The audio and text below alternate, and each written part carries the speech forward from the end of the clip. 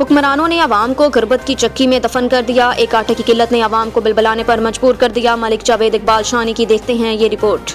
अस्सलाम वालेकुम। ये आप सामने देख रहे हैं कि आटे का एक ट्रक है सामने आपके, और एक लंबी कतार जो आपको नज़र आ रही है, ये वो साइल हैं जो सुबह सुबह अपने घरों से निकले हैं। ये फ्री में आटा नहीं दिया जा रहा, बल्कि आटे के पैसे लिए जा रहे हैं और कमोबेश बेहतर से बेहतर पैसे लेने की ये कोशिश करते हैं। लेकिन ये कतार आपको बता रही है कि पाकिस्तान किस हद तक इस वक्त मुआशी लिहाज में गिर चुका है और अवाम किस हद तक तंग है। लेकिन अब भी इनके पास अगर हम चले जाएं और जाके ये देखें कि पूछें कि आप कौन हैं, तो ये नहीं कहेंगे कि हम अल्लाह और अल्लाह के रसूल सल्लल्लाहु अलैहि वसल्लम के बंदे हैं, बल्कि ये कहेंगे कि हम इमरान खान के बंदे हैं, हम नवाज शरीफ के बंदे हैं, आसिफ अली जरदारी के बंदे हैं।